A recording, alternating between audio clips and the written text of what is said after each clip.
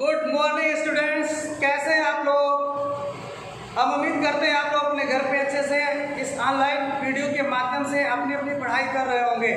आज इस video lecture में हम आपके लिए लेके आए हैं क्लास 11 का टॉपिक, जिसका नाम है बच्चों पैरालैक्स मेथड। दूरी ज्ञात करने की पैरालैक्स विधि क्या होती है। बहुत सारे स्टूडेंट्स हमसे कमेंट करके पूछे हैं कि सर इस विधि को आप अच्छे से पढ़ाइए, इसमें क्लियरिटी कम होती है। इसलिए बहुत सारे स्टूडेंट की डिमांड पर बच्चों आज इस वीडियो को हम लेके आए हैं पैरालैक्स मेथड विधि से दूरी ज्ञात करना। सबसे पहले मैं आपको ये बताना चाहता हूँ बच्चों, ये जो पैरालैक्स मेथड है ये कहाँ पे यूज होता है। ये विधि जो लंबाई को ज्ञात करने की, दूरी ज्ञात करने की जो विधि है, ये कहाँ पे यूज होता है। तो मैं आपको बता देता हूँ बच्चों, ये दो आकाशीय पिंडों के बीच की दूरी को निकालने के लिए प्रयोग किया जाता है। आकाशीय पिंड का मतलब बच्चों जैसे धरती है, चंद्रमा है, धरती से स्टार की दूरी या तो प्लैनेट है बच्चों, ग्रह के बीच की दूरी, इन दूरियों को निकालने के लिए हम पैरालैक्स मेथड यूज करते हैं। अब सवाल ये है कि ये पैरालैक्स मेथड क्या है और इसका प्रिंसिपल क्या है, इसको कैसे हम अप्लाई करते हैं और इसका बच्चों यूज क्या है।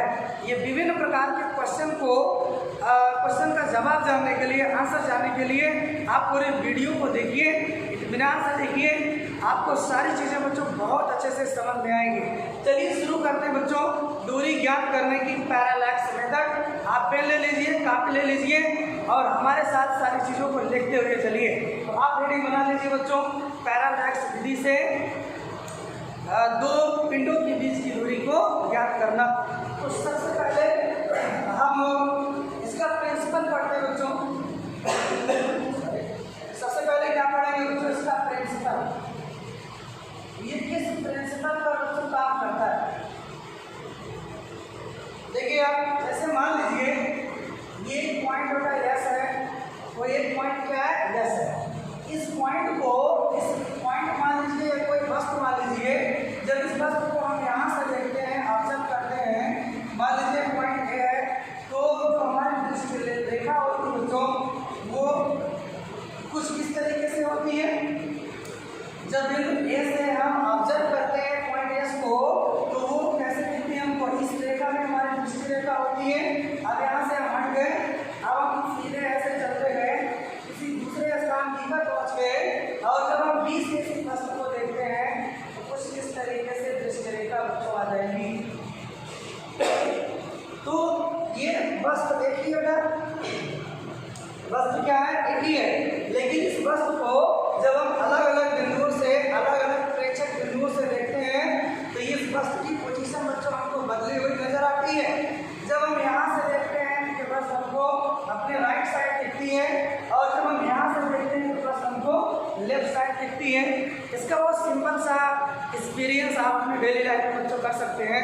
जैसे आपके घर पे कोई पेड़ है, आपके घर में क्या बच्चों कोई पेड़ है, आप पेड़ के जस्ट सामने जस्ट सीध में खड़े हो जाइए तो पेड़ आपको जस्ट आपको फ्रंट में दिखेगा, लेकिन जब आप थोड़ा सा अपने बाएं चले जाएंगे, जब आप अपने बाएं साइड घूमेंगे तो पेड़ आपको कहाँ दिखेगा, ऐसे पीछे आपके राइट दिखेगा। और जब उसी पेड़ को जब आप अपने दाहिने साइड चले जाएंगे, वहाँ से जब पेड़ को आप देखेंगे तो वो पेड़ आपको कहाँ दिखेगा बच्चों, लेफ्ट साइड दिखेगा। तो कहने का मतलब किसी वस्तु को जब हम देखते हैं बच्चों, वो एक बात पर डिपेंड करता है, किस पर, जो प्रेक्षक बिंदु है। जैसे यहाँ पे बस एस है, जब हम ए से देखें तो ए के आप देखेंगे राइट साइड में एस पड़ रहा है और जब बी से देखते हैं तो ये लेफ्ट साइड में पड़ रहा है। इसका मतलब इसकी पोजीशन क्या हो रही है बच्चों, ऐसी इमेजिनेशन करिए कि इसकी पोजीशन क्या हो रही है बच्चों, चेंज हो रहा है। अब आप ध्यान दीजिए इस बात को, अगर हम एक सीधी रेखा में यहाँ से खींच लें और एक सीधी ऊर्ध्वाधर रेखा यहाँ से खींच लें और ये वाला एंगल हम मान सकते हैं।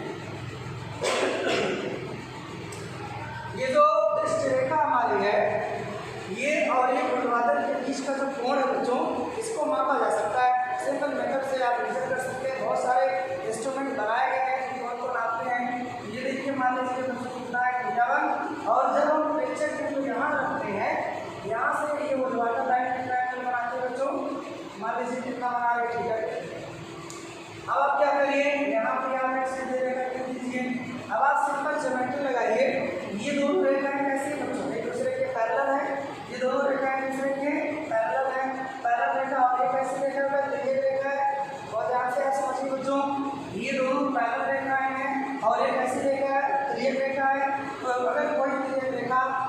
समांतर रेखाओं को बच्चों काटती है और उनके बीच बना कोण, एकांतर कोण, अल्टरनेट जो एंगल होता है वो आपस में क्या होते हैं बच्चों, इक्वल होते हैं, बराबर होते हैं। इसका मतलब अगर ये बच्चों θ1 है, दिस विल बी आल्सो θ1। ये और एक ऐसे कोण बच्चों एकांतर कोण है, एकदम जस्ट लाइक बच्चों अगर ये θ2 है, ये भी कितना होगा बच्चों, θ2। तो अगर हम बात करें एंगल ASB, कोण ASB, ये कितना हो जाएगा बच्चों, टोटल θ1 प्लस θ। ये आपने देखा था पहली चीज मैंने आपको यह बताया, जब भी हम किसी वस्तु को देखते हैं तो जो हमारी दृष्टि रेखा होती है वो वर्टिकल के साथ कितना एंगल बना लेती है उसको हम मेजर कर लेते हैं। यहाँ पे वो एंगल कितना है बच्चों, θ1, और यहाँ पे एंगल कितना है, θ2। और जब इन दोनों को बच्चों ऐड करेंगे, जब इन दोनों को क्या करेंगे, जोड़ देंगे, तो हमको क्या मिलेगा बच्चों, एंगल ASB कितना मिलेगा, θ1 प्लस θ2। कितना आपको क्लियर हुआ? अब देखिए ये आगे इसमें क्या यूज हो रहा है, अब जरा इमेजिन। अच्छा हाँ, एक चीज़ और मैं आपको बता देता हूँ बच्चों, ये जो कोण है ASB, इसी को हम पैरालैक्स एंगल कहते हैं। इसी को हम क्या कहते हैं बच्चों, पैरालैक्स एंगल कहते हैं। इसका मतलब आप हमको सबसे पहले पैरालैक्स एंगल की डेफिनेशन लिख देना चाहिए। तो पहले आप फील करो ये पैरालैक्स एंगल है क्या। तो जब किसी वस्तु को बच्चों हम अलग अलग बिंदुओं से ऑब्जर्व करते हैं, जब किसी बॉडी को हम अलग अलग बिंदुओं से देखते हैं, तो हमारी दृष्टि रेखा उस वस्तु के साथ जो एंगल बनाती है उसी एंगल को बच्चों पैरालैक्स एंगल कहते हैं। इसका मतलब ये पूरा एंगल है, ये इतना सबको, ये जो पूरा एंगल है वो आपका क्या होता है, पैरालैक्स एंगल है। ये जो पूरा एंगल है वो क्या है बच्चों, पैरालैक्स एंगल। आप देख लीजिए, तो इसकी डिफिनेशन सबसे पहले किया जाए। चलिए आप देख लीजिए पैरालैक्स एंगल क्या होता है। तो यहाँ पे हम इसको लिख रहे हैं बच्चों, पैरालैक्स एंगल।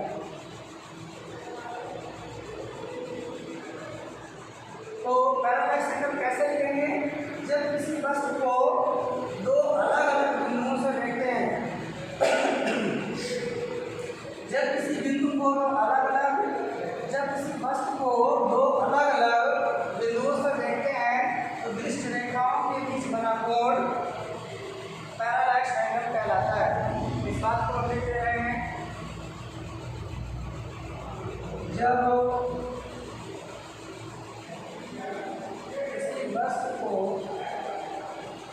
किसी वस्तु को दो अलग अलग,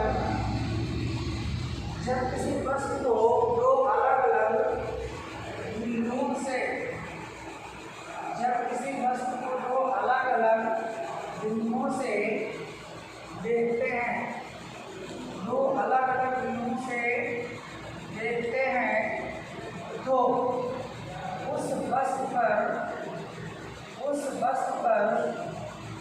दृष्टि रेखाओं, उस वस्तु पर दृष्टि रेखाओं, उस वस्तु पर दृष्टि रेखाओं के बीच बना कोण, दृष्टि रेखाओं के बीच बना कोण क्या कहलाता है, पैरालैक्स एंगल कहलाता है। पैरालैक्स एंगल, पैरालैक्स एंगल कहलाता है। क्या कहलाता है उसको, पैरालैक्स एंगल कहलाता है। यहाँ अगर आप चित्र में देखें, पैरालैक्स एंगल का अगर थीटा से लिखेंगे, this will be equal to θ1 plus θ, और यहाँ पे ये आपका क्या है, दृष्टि रेखा है, ये वाली रेखा AS और यहाँ पे DS, इसको कहते हैं बच्चों दृष्टि रेखा। क्या कहते हैं बेटा, दृष्टि रेखा कहते हैं। इसी तरीके से और अगर दृष्टि रेखा आपको चित्र में कहाँ दिख रही है, DS, AS और DS से क्या है बच्चों, ये दृष्टि रेखाएं हैं, यानी कि हमारा नेत्र उस वस्तु के साथ, हमारे नेत्र और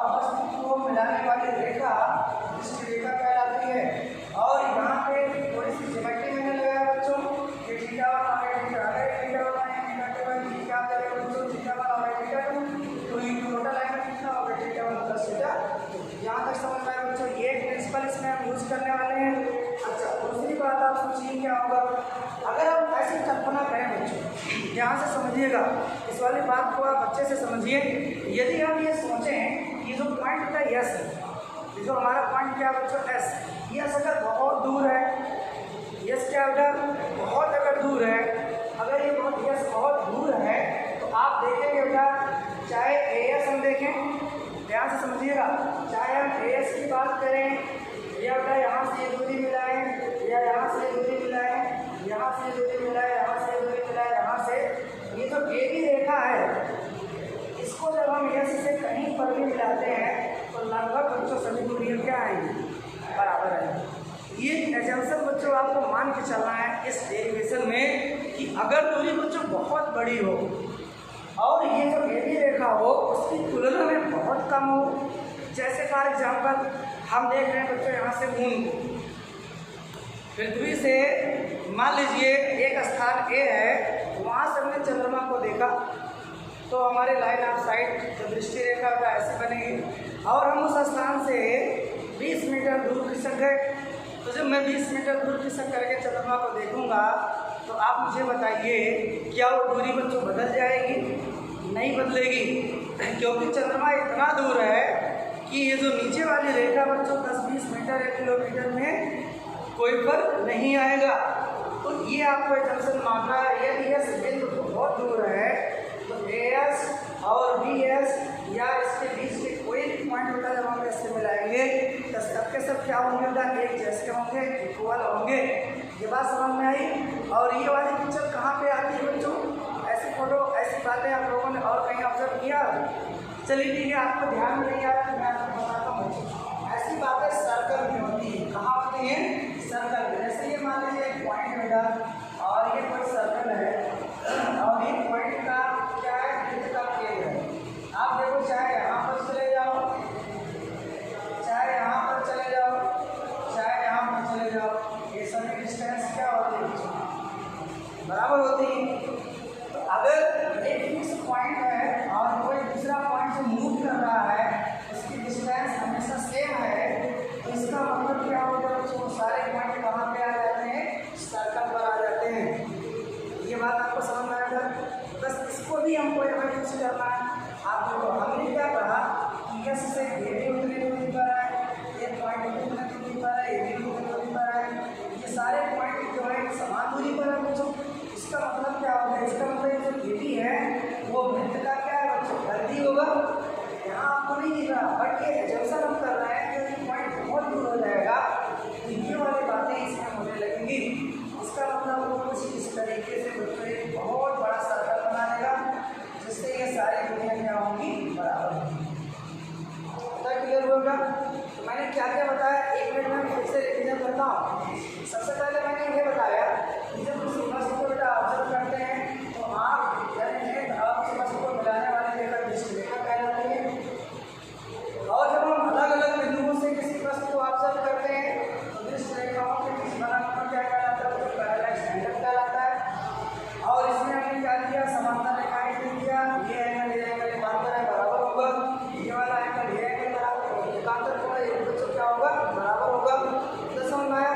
और दूसरा कंसेप्ट हम यूज करना है, अगर कोई फिक्स पॉइंट है और कोई दूसरा पॉइंट चलने वाला इस तरीके से मूव कर रहा है कि हर बार इस सेंटर से इस फिक्स पॉइंट से दूरी समान हो, इसका मतलब बच्चों क्या है? वृत्त का परिधि हो गया। इसका मतलब वही पिक्चर यहाँ भी लगाते हैं। अगर ये बहुत दूर हो जाएगा, ये यहाँ से यहाँ, यहाँ से यहाँ सारी दूरी का तो बराबर होगी। इसका मतलब ये हो गया वृत्त की परिधि। ये वृत्त की परिधि का एक भाग है, यानी बच्चों किसी वृत्त का चाप है, किसी वृत्त का आर्क है, और अगर ये वृत्त का आर्क बन गया तो ये वाली जो डिस्टेंस है बच्चों, ये वाला जो डिस्टेंस है वो वृत्त क्या बन जाएगा बेटा? त्रिज्या बन जाएगा। यस, ये वाला क्या बन जाएगा? वृत्त की त्रिज्या। अगर ये त्रिज्या है तो ये क्या बन जाएगा? त्रिज्या बन जाएगा। क्या इतना जो मैंने प्रिंसिपल अभी आपको समझाया इतना क्लियर हुआ बच्चों? चलिए, हम उम्मीद करते हैं आपको अच्छे से समझ में आया होगा। अगर बच्चों नहीं समझ में आया है तो आप वीडियो को पुनः रिपीट करके देखिएगा। हम अपना पूरा प्रयास कर रहे हैं कि आपको सिंपल तरीके से समझाएं, सिंपल भाषा में समझाएं, ताकि इस कठिन से कठिन चीज़ को आपको बहुत अच्छे से चीज़ें समझ में आ जाए। चलिए बच्चों, हम आगे बढ़ते हैं।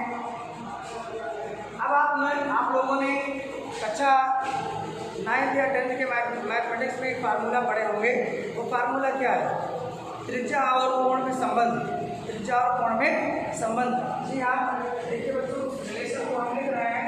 किसी भी वृत्त में जो बच्चों एक कोण होता है, केंद्र पर आते हैं कोण थीटा, वो होता है बच्चों चाप बटे त्रिज्या।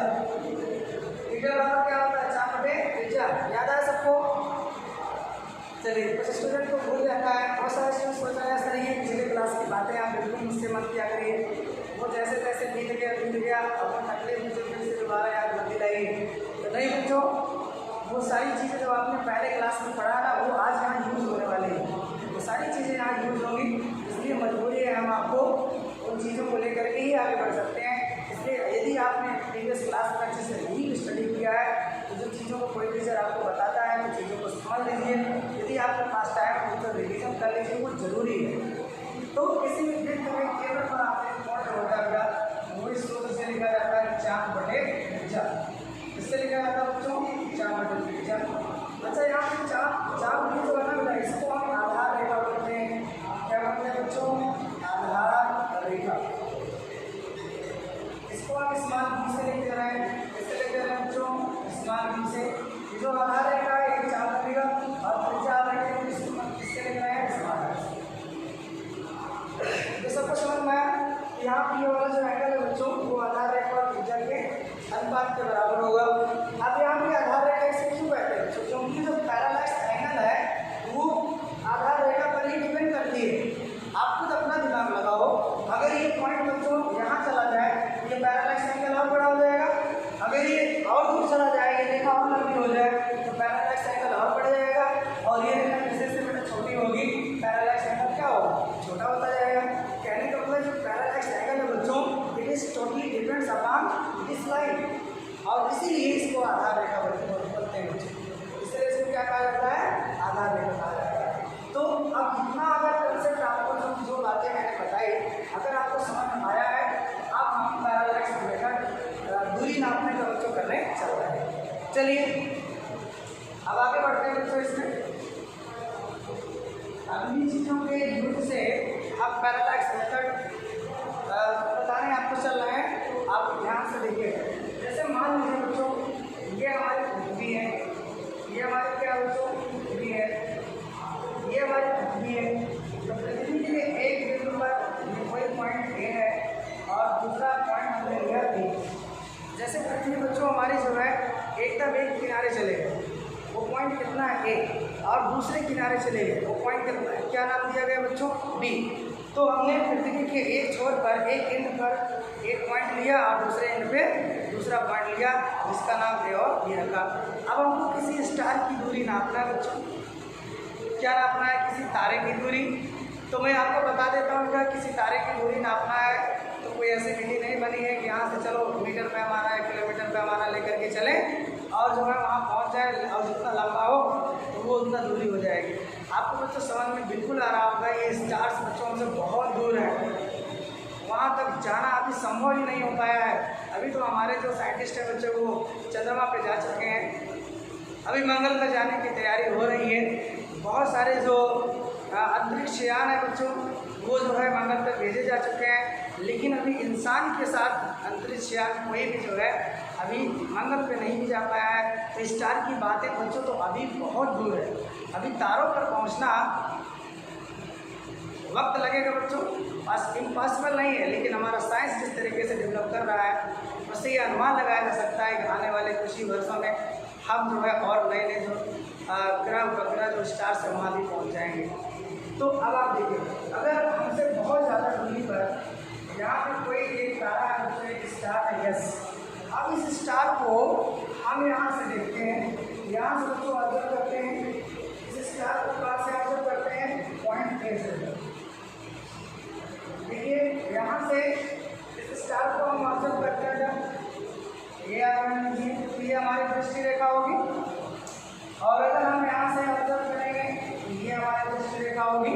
और अभी हमने आपको बताया दो अलग अलग प्रेक्षक बिंदुओं की दृष्टि रेखाओं के बीच बना कोण, यानी ये वाला कोण पैरालैक्स एंगल कहलाता है। जितना आपको समझ में आएगा, ये पैरालैक्स एंगल कहलाता है। और जो प्रेक्षक बिंदु होते हैं उनको मिलाने वाली रेखा आधार रेखा कहलाती है। यहाँ देखिए ये आधार रेखा है और ये पैरेलैक्स एंगल है। तो यहाँ पर दोस्तों पैरेलैक्स एंगल को हमने क्या मान लिया, थीटा, और ये आधार रेखा इसको क्या मान लिया, बी। अब हमको ज्ञात क्या करना है बच्चों, ज्ञात करना है इस स्टार की बिंदु ए से दूरी। मान लीजिए इस स्टार की बिंदु ए से दूरी कितना बच्चों, कैपिटल डी है। यही कैपिटल डी हमको ज्ञात करना है। क्या आपको मेरी बातें बच्चों समझ में आ रही है? समझिए, ये हमारी अर्थ है बेटा। अर्थ पर एक किनारे पर एक पॉइंट ए लिया, दूसरे किनारे पर दूसरा पॉइंट बच्चों बी लिया, और हमारे ऊपर कोई स्टार ऐसा इसकी दूरी हम ज्ञात करना चाहते हैं। तो हम एक बार ए से देखेंगे तो दृष्टि रेखा, बी से देखेंगे दृष्टि रेखा, तो दोनों दृष्टि रेखाओं के बीच का एंगल कितना बच्चों, थीटा। इसी को पैरेलैक्स एंगल कहते हैं। अब यदि हमको एक थीटा पता चल जाए बच्चों, अगर एक थीटा पता चल जाए, इस वाले कोण से, इस वाले फार्मूले से हमको बच्चों क्या मिल जाएगा, डी मिल जाएगा। यानी डी क्या है, यहाँ पर जो वृत्त की त्रिज्या स्मॉल आर है बच्चों, वही हमने यहाँ पे क्या लिया, कैपिटल डी लिया। और यहाँ पर जो थीटा 2 था वहाँ पर हमने केवल क्या ले लिया, थीटा ले लिया। तो अब जरा आप सोचिए, अगर इसके सारे प्रिंसिपल इस पर लगा दिए जाए, यानी ये पॉइंट बच्चों बहुत दूर मान लिया जाए, तो ये जो ए बी है वो क्या बन जाएगा बच्चों, वृत्त का चाप बन जाएगा। और ये जो डिस्टेंस बी हम जो ज्ञात करना चाहते हैं वो वृत्त की रेडियस बन जाएगी। और ये जो पैरेलैक्स एंगल है बच्चों वो केंद्र पर आंतरिक कोण बन जाएगा। तो सिंपल कोण बराबर चाप बटे त्रिज्या लगा करके हम इस डिस्टेंस को आसानी से ज्ञात कर सकते हैं। बट प्रॉब्लम क्या है बच्चों, प्रॉब्लम ये है कि इस थीटा को कैसे मेजर किया जाए। तो इसको मेजर करने के लिए हमने आपको यहाँ प्रिंसिपल बताया कि ये हम थीटा 1 ज्ञात कर लेते हैं और ये थीटा 2 ज्ञात कर लेते हैं। थीटा 1 प्लस थीटा 2 किसके बराबर होगा बच्चों, थीटा के बराबर होगा। अब इसको ज्ञात करने के लिए बच्चों एक और एजम्पशन आपको करना होगा, एक और कल्पना करनी होगी। जैसे मैं आपको एक एग्जाम्पल बताता हूँ बेटा, आप जो है अपने घर के सामने खड़े होकर के आप चंद्रमा को देखिए, किसी टाइम आप चंद्रमा को देखिए। तो मान लीजिए, चलिए चंद्रमा की बातें नहीं करते हैं, ठीक है, कोई बात नहीं, चंद्रमा की बातें करते हैं। जैसे रात में तो चंद्रमा दिखेगा बच्चों, अगर दिन में आप देखना चाहते हैं तो सन को आप देखिएगा, और रात का टाइम है तो चंद्रमा को ऑब्जर्व करिएगा। किसी टाइम आपने चंद्रमा को देखा तो चंद्रमा जस्ट आपके सर के ऊपर था। ऐसे बहुत बार होता है बच्चों, जब चंद्रमा हमारे सर के ऊपर आता रात के टाइम में, तो आपने देखा। उसके बाद मैं आपसे कहूँ कि आप 20 किलोमीटर दूर चले जाओ, अब वहाँ से चंद्रमा को देखो, तो क्या चंद्रमा बच्चों सामने आ जाएगा या पीछे चला जाएगा? अब चंद्रमा की नई पोजीशन क्या होगी? अब चंद्रमा की नई पोजीशन बच्चों क्या चेंज हो जाएगी? ये अब भी सर के ऊपर दिखेगा। जी हाँ स्टूडेंट्स, अब भी वो सर के ऊपर ही दिखेगा। क्यों सर के ऊपर दिखेगा? जवाब बच्चों बहुत आसान है। जवाब ये है कि चंद्रमा हमसे इतना ज़्यादा दूर है, इतना ज़्यादा दूर है कि ये 10-20 किलोमीटर अगर हम चेंज कर लें अपना विस्थापन, तो बच्चों उसकी स्थिति में कोई अंतर नहीं आएगा। क्या ये बात आपको समझ में आ रही बच्चों? अर्थात अगर कोई वस्तु बच्चों बहुत दूर है, बहुत दूर है, उस वस्तु को यदि हम देखेंगे, एक बिंदु से देखेंगे तब भी मुझे वही दिखेगी, और 10-20 किलोमीटर लेफ्ट राइट हो जाएंगे तब भी बच्चों वो हमको वही दिखेगी। क्या ये बात आपको समझ में आई? चलिए, मैं उम्मीद करता हूँ बच्चों ये जो बातें मैंने बताया एक जस्ट इमेजिनेशन है, इसको आप समझ रहे होंगे। अब इसी कंसेप्ट को हम यहाँ पे बच्चों अप्लाई करने चल रहे हैं। चलिए देखिए, अब अगर हमको बच्चों ये पैरेलैक्स एंगल निकालना है तो हम क्या करते हैं, एक ऐसे स्टार को देखते हैं कि जिस स्टार की दूरी ज्ञात करना है, इसकी बात मैं नहीं कर रहा हूँ, इससे बहुत दूर बच्चों एक दूसरे स्टार का इमेजिनेशन करते हैं, उसको हम मिटा दे रहे हैं। यहाँ पर एक दूसरे स्टार की बच्चों कल्पना करते हैं, वो मान लीजिए जस्ट यहाँ पर है, ये एक स्टार एस डैश, जहाँ से हम देखें वो जस्ट हमारे ऊपर था बच्चों। एक दूसरा स्टार जो इस स्टार से बहुत दूर है, हमसे भी बहुत ज़्यादा दूर है, वो एस डैश है, वो सीधे वर्टिकल लाइन पर है। अब आपको समझ में आ रहा होगा बच्चों, ये जो कंसेप्ट मैंने यहाँ बताया था, अब इस वाली लाइन को मैं यहाँ पे अप्लाई करने चल रहा हूँ। आप समझिएगा इस चीज़ को। तो ये दूसरा स्टार जिससे बहुत ज़्यादा दूरी पर है बच्चों, वो हमने देखा एक जस्ट वर्टिकल आपको दिखा। और जब हम ए से बी चले गए, अब मुझे बताओ यही वाला स्टार मुझे कहाँ दिखेगा? सीधे वर्टिकल दिखेगा कि लेफ्ट या राइट दिखेगा बच्चों? तो तब भी मुझे वो वर्टिकल ही दिखेगा बेटा। ये देखिए ये दो स्टार है, इस तरह से वही वाला अगर हम बी से देखेंगे तो ये भी मुझे वही दिखेगा। अब कुछ लोग इसमें कंफ्यूज हो जाते हैं, सर जब यहाँ से इसको आप देख रहे हो तो यहाँ दिख रहा है, तो जब यहाँ से देखेंगे कि ये स्टार यहाँ दिखेगा, ये लाइन ऐसे आनी चाहिए, तो आप फिर इसके ऊपर क्यों बना दिए? ये जो स्टार है एक बार यहाँ एक बार यहाँ, क्या ये चल रहा है? नहीं बच्चों, इसी चीज़ को तो मैं समझा रहा हूँ आपको इतनी देर से। मैंने कहा जब चंद्रमा आपके सीधे सर पे हो, चाहे आप अपने घर से देखो, चाहे 20 किलोमीटर दूर आप अपने फ्रेंड से के घर से देखो, चंद्रमा आपको हमेशा कहाँ दिखेगा? सर पे ही दिखेगा। तो वही बच्चों इमेजिनेशन मैंने यहाँ पे लिया। ये स्टार पॉइंट इतना ज़्यादा दूर है कि ए पर देखेंगे, ए से देखेंगे तब भी ये हमारे ऊपर दिखेगा वर्टिकल, और बी से देखेंगे तब भी ये वर्टिकल दिखेगा। ये दोनों दो स्टार नहीं बच्चों, एक ही स्टार। अब आपको समझ में आ गया होगा। चलिए अब हम क्या करते हैं, इस एंगल को ज्ञात करना तो आसान है, बहुत सारे इंस्ट्रूमेंट बने हैं। इस एंगल को हम ज्ञात कर सकते हैं θ1, और इस एंगल को ज्ञात कर सकते हैं क्या बच्चों? θ2। अब ज्योमेट्री लगाएंगे, जैसे यहाँ पे ज्योमेट्री के द्वारा ये ASC एंगल कितना है? θ1 प्लस θ2, इसलिए यहाँ θ बराबर कितना आ जाएगा बच्चों? θ1 प्लस θ। ये आपका क्या मिल गया बच्चों? पैरेलैक्स एंगल मिल गया। अब अगर एक पैरेलैक्स एंगल मिल गया, अब यहाँ पे ये एजम्पशन करते हैं कि एक सर्कल है बच्चों, ये चाप है, तो चाप कोण बराबर चाप बटे त्रिज्या। Angle is equal to arc divided by radius. यहाँ पे आप देखिए जो पैरेलैक्स एंगल है बच्चों थीटा, वो क्या होगा? ये चाप कितना बच्चों? आधा रेखा है बी, और रेडियस यहाँ पे हमने किससे लिखा? डी से। ये हो गया आपको बच्चों थीटा बराबर d/d। अब जरा आप ध्यान से समझिए इस चीज को। हमको फाइनल चाहिए क्या था? ये डिस्टेंस है ये d, तो यहाँ से d बराबर कितना हो जाएगा? d/d। तो ये हो गया बच्चों दूरी ज्ञात करने का पैरेलैक्स मेथड। अब आप ध्यान से समझिए थीटा जो लिया जाता है बच्चों, वो किस में लिया जाता है? थीटा के बहुत सारे यूनिट्स हैं। थीटा बच्चों रेडियन होता है, डिग्री होता है, ग्रेड होता है, मिनट होता है, सेकंड होता है, बहुत सारी चीज़ें होती है बच्चों थीटा की यूनिट। तो यहाँ पे आप ध्यान रखिए, जब भी ये वाला फार्मूला हम लगाते हैं बच्चों, ये वाला जब भी फार्मूला लगाते हैं, इसमें हमेशा थीटा किस में रहता है? रेडियन में। किसमें रहता है बच्चों? रेडियन में। भूलेंगे तो नहीं। अगर किसी क्वेश्चन में बच्चों थीटा डिग्री में दिया है या किसी और चीज़ में दिया है, तो आप सबसे पहले बच्चों उसको रेडियन में कन्वर्ट कर लीजिएगा, तब आप इस फार्मूले को लगाइएगा, नहीं तो आंसर बच्चों गलत आएगा। यहाँ मैं लिख रहा हूँ थीटा क्या है बच्चों? Parallax angle. थीटा क्या है? पैरेलैक्स एंगल है। ओके, थीटा है बच्चों आपका पैरेलैक्स एंगल है, और ये किसमें होगा? रेडियन।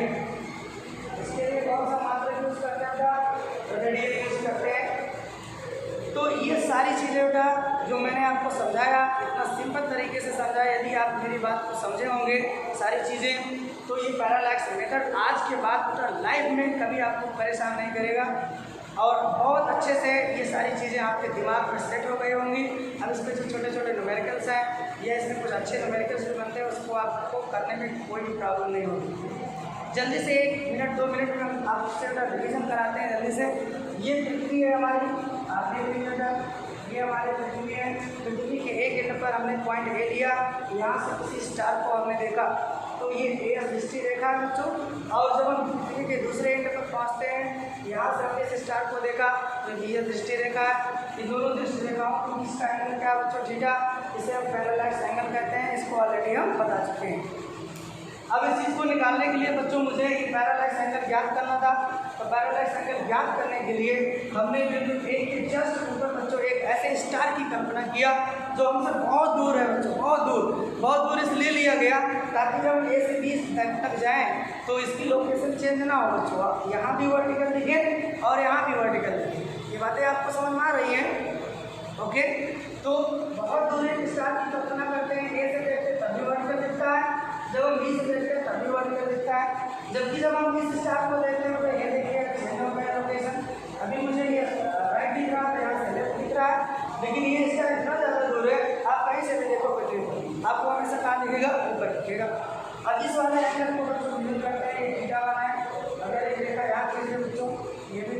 बताऊँगा। और अगर यहाँ देखिए अगर टिकट तो जल्दी कितना होगा टिकट हो अभी टोटल कितना होगा तो टिकट प्लस टिकट यहाँ पे हमने। अब सिंपल बच्चों हम एक एग्जाम्पल करते हैं कि ये सर्कल है, ये जो आधार रेखा है बच्चों एक सर्कल का एक पार्ट है यानी आर्क है, चाप है। तो कोण बराबर क्या होता है चाप बटे त्रिज्या। यहाँ पर मैंने लिखा कोण बराबर चाप बटे त्रिज्या। चाप को मैंने बच्चों बी से डिनोट किया है और ये जो रेडियस है यानी जो दूरी हमको ज्ञात करना था स्टार की पृथ्वी से वो कितना है डी। तो थीटा बराबर डी अपान डी। यहाँ से बच्चों डी को यहाँ किया थीटा को यहाँ किया तो डी बराबर डी अपान थीटा। ध्यान में ये रखना बच्चों आपको थीटा किस में लेना आपको रेडियस में लेना। अब इसमें बहुत अच्छे प्रॉब्लम बनती है बच्चों। अब आपकी रिस्पॉन्सिबिलिटी है एनसीईआरटी में जितने भी क्वेश्चन दिए गए हैं पैरालैक्स विधि से बच्चों दूरी ज्ञात करने का आप ट्राई करिए। अगर नहीं आते सवाल आप जो है नंबर दिया गया है बच्चों आप चैनल पे नंबर आप हमारा पा जाएंगे, आप उसी नंबर को व्हाट्सअप कर दीजिए। आपकी प्रॉब्लम को बच्चों उस न्यूमेरिकल को मैं सॉल्व करके आपके पास सेंड कर दूँगा।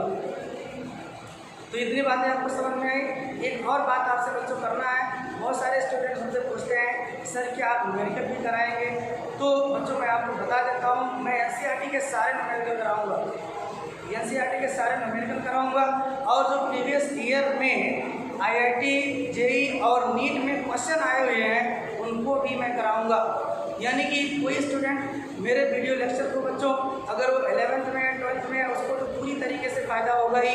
अगर अभी से कोई जो है अपना टारगेट बना लिया है कि मुझे नीट में जाना है, मेडिकल की तैयारी करना है, इन सारे एस्पिरेंट के लिए इन सारे स्टूडेंट के लिए भी ये वीडियो बच्चों बहुत ही यूजफुल होने वाला है। जैसे आपकी बोर्ड की भी तैयारी हो जाएगी बच्चों और बोर्ड के साथ साथ जो कंपटीशन के एग्ज़ाम है उसकी भी तैयारी मैं आपको करवा दूँगा। तो इसका आप स्क्रीनशॉट ले लीजिए बच्चों या वीडियो पास करके आप इसको नोट कर लीजिए। तो चलिए आज इस वीडियो लेक्चर में बच्चों इतना ही। मैं उम्मीद करता हूँ सारी चीज़ें आपको बहुत अच्छे समझ में आई होंगी। फिर भी यदि कोई प्रॉब्लम है, कोई डाउट है, कोई क्वेरी है तो आप बच्चों प्लीज़ कमेंट करिए या मेरे नंबर पर कॉल करके आप अपने डाउट पूछ सकते हैं। तो अब मिलेंगे हम लोग अगले वीडियो में। तब तक के लिए आप लोग पढ़ते रहिए बच्चों, अपनी तैयारी अच्छे से करते रहिए। Thank you for watching this video.